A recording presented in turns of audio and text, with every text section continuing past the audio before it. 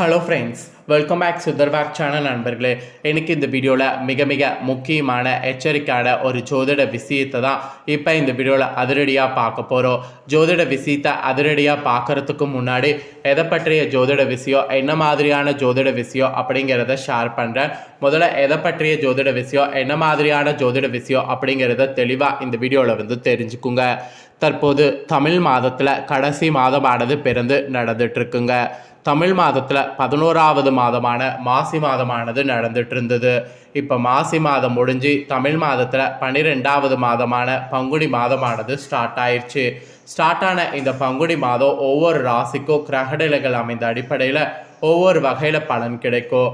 அப்படி கிடைக்கக்கூடிய பலனை அவங்கவுங்க தெரிஞ்சு பலனடையணுங்கிறதுனால ஒவ்வொரு ராசிக்கும் என்ன பலன் கிடைக்கும் அப்படிங்கிறத ஷேர் பண்ணிகிட்ருக்கேன். அதில் இன்றைக்கி இந்த வீடியோவில் சிம்ம ராசிக்காரங்களுக்கு ஷேர் பண்ண போகிறேன். இந்த வீடியோ சிம்ம ராசிக்காரங்க ஸ்கிப் பண்ணாமல் பாருங்கள். உங்கள் ராசிக்கு இந்த பங்குனி மாதம் ஸ்டார்ட் ஆனதுலேருந்து முடிகிற வரைக்கும் என்ன நடக்குங்கிற விஷயங்களை தெரிஞ்சுக்குங்க. பங்குனி மாதத்தில் உங்களுக்கு கிரகநிலைகள் சாதகமாக இருந்தால் சாதகமான பலன் கிடைக்கும், பாதகமாக இருந்தால் பாதகமான பலன் கிடைக்கும். அதனால் எப்படி கிரகநிலைகள் இருக்குது அதை பொறுத்து உங்களோட ராசிக்கு என்ன பலன் கிடைக்குங்கிறத தெளிவாக இந்த வீடியோவில் தெரிஞ்சுக்குங்க. பங்குனி மாதங்கிறது ஒரு தெய்வீகமான மாதம் என்று சொல்லலாம்.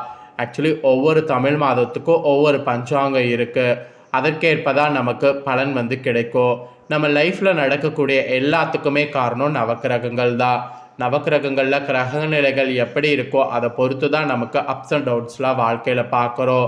ஸோ அந்த அப்ஸ் அண்ட் டவுன்ஸை நாம் பார்க்குறது கரெக்டாக நாம் கிரகநிலைகளால் என்ன நடக்கும் அப்படிங்கிறத தெரிஞ்சுக்கிட்டோன்னு வச்சுக்கோங்களேன், ஈஸியாக நம்மளால் வெற்றியானது பண்ண முடியும். அந்த வகையில் சிம்மராசியில் பிறந்தவங்களுக்கு இந்த பங்குனியில் என்ன நடக்கும் அப்படிங்கிறத நான் உங்களுக்கு சொல்கிறத இந்த வீடியோவில் தெரிஞ்சு இதற்கேற்ப நடந்து பலன் பெறுங்க. ஃபர்ஸ்ட் ஆஃப் ஆல், இந்த மாதம் எந்த அளவுக்கு சக்தி வாய்ந்த மாதம் அப்படிங்கிறத உங்களுக்கு ஆன்மீக ரீதியாக எக்ஸ்பிளைன் பண்ண போகிறேன். ஆக்சுவலி தெய்வீக திருமணங்கள் நடக்கிறதுக்கு ரொம்ப உகந்த மாதமாக பங்குனி மாதம் திகழ்கிறது. அதனால் இந்த பங்குனி மாதத்தில் பங்குனி உத்திரம், விஜய ஏகாதசி இந்த மாதிரி நிறைய விசேஷமான நாட்கள்லாம் வரும். அதனால் ஃபஸ்ட்டு பங்குனியுடைய சிறப்புகளை ஷேர் பண்ணுறேன். பங்குனுடைய சிறப்புகளை இந்த வீடியோவில் தெரிஞ்சுக்குங்க. அதுக்கப்புறம் மற்ற விஷயங்களை இந்த வீடியோவில் பார்க்கலாம். பங்குனி மாதத்தில் சூரியன் மீன ராசியில் பயணம் செய்கிறாரு. அதனால் இது மீன மாதம் என்று அழைக்கப்படுது. அதே சமயம் இந்த மாதத்தில் தான் இலைகளை பார்த்திங்கன்னு வச்சுக்கோங்களேன், உதிர்த்த தாவரங்கள் துளிர்க்க ஆரம்பித்து பசுமையாக மாறும். அதனால் இது வசந்த காலத்தின் தொடக்கமாகவும் கருதப்படுது. அதே போல் சிவபெருமான் பார்வதியை கைத்தளம் பற்றிய மாதம் என்ற சிறப்பு பெறுவது பங்குனி. மெயினாக தெய்வீக திருமணங்கள் நடைபெறுவது இந்த மாதத்தில் தான். பல திருவிழாக்களும் நடைபெறுது. அவை என்னென்னங்கிறத தான் இந்த வீடியோவில் ஃபஸ்ட்டு உங்களுக்கு எக்ஸ்பிளைன் பண்ண போகிறேன். புராணங்களில் சொல்லப்பட்டது இருக்கக்கூடியது போல் சகல மங்கள காரியங்களும் பங்குனி மாதத்தில் தான் நடந்திருக்கு. இது ஆன்மீக ஞானிகளை குறிப்பிடுறாங்க. அதனால் இந்த மாதத்தில் அன்னதானம், வஸ்திரதானம் மட்டும் இல்லாமல் சின்ன தானங்கள் செய்தால் கூட 1000 பசுக்களை தானம் செய்வதற்கு ஈடாகும் என்று ஞானிகளை கூறுறாங்க.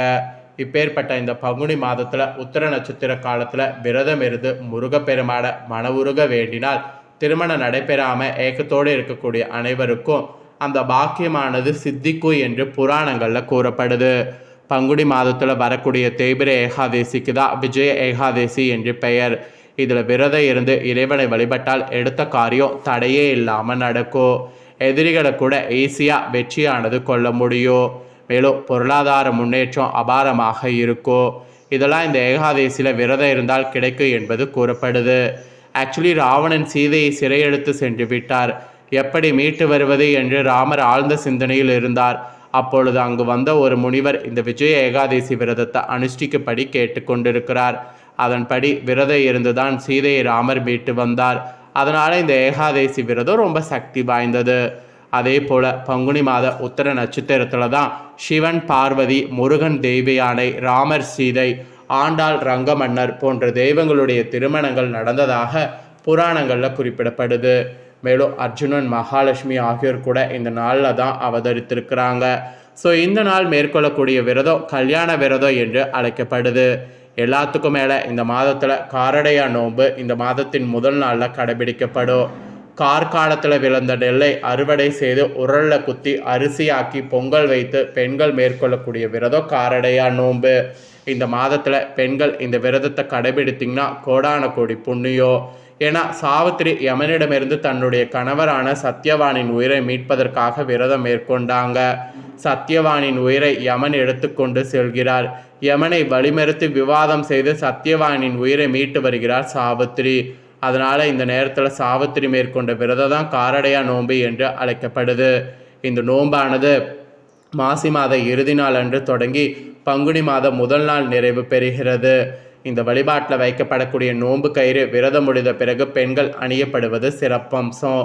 இந்த விரதம் கணவனுடைய ஆயுள் நீடிப்பதற்காகவும் ஆரோக்கியமாக இருப்பதற்காகவும் மேற்கொள்ளப்படுது. அந்த வரத்தை அம்மன் வழங்குவதாக இன்றளவும் சொல்லப்படுது. அதனால் சிம்ம ராசிக்கார பெண்கள் மிஸ் பண்ணாதீங்க.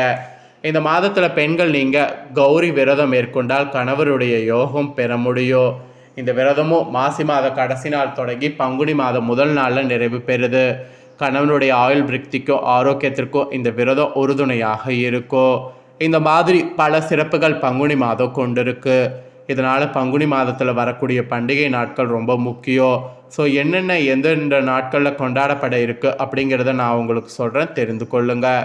ஸோ பங்குனியில் காரடையா நோன்பு விசேஷம், பங்குனி உத்தர விசேஷம், வைஷ்ணவ ஏகாதேசி விசேஷம், பதஞ்சலி சித்தர் ஜெயந்தி விசேஷம், விஜய ஏகாதேசி விசேஷம், சனி பிரதோஷ விசேஷம், சர்வ அமாவாசை விசேஷம், உகாதி பண்டிகை விசேஷம்.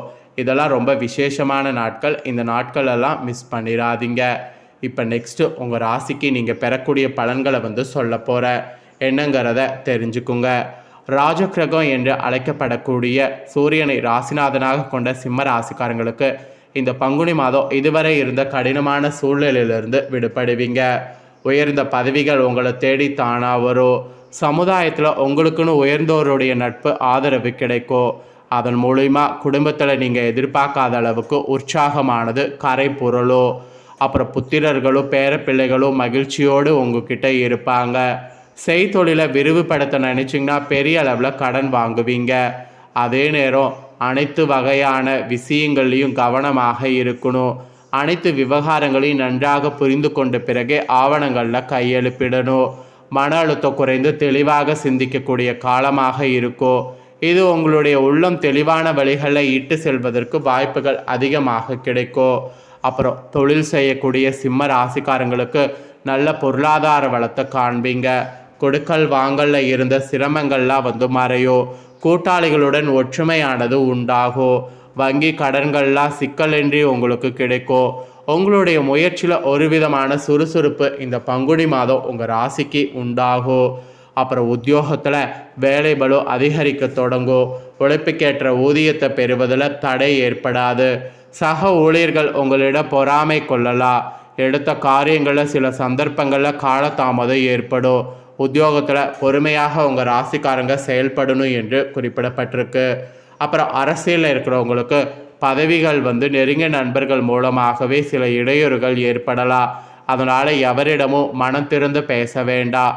மற்றபடி தொண்டர்கள் உங்கள் பேச்சை கேட்டு இந்த மாதம் நடப்பாங்க. ஸோ உற்சாகம் அடையலாம்.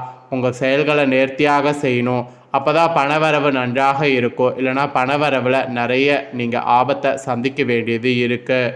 அப்புறம் கலைத்துறையில் சேர்ந்தவர்களுக்கு சுமாரான வாய்ப்புகளை பெறுவீங்க.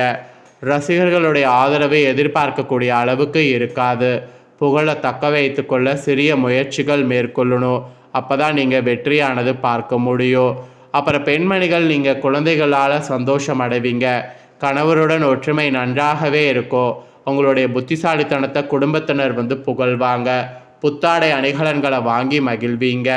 அப்புறம் மாணவிகள் கல்வியில் மிகுந்த ஈடுபாடு காட்டணும்.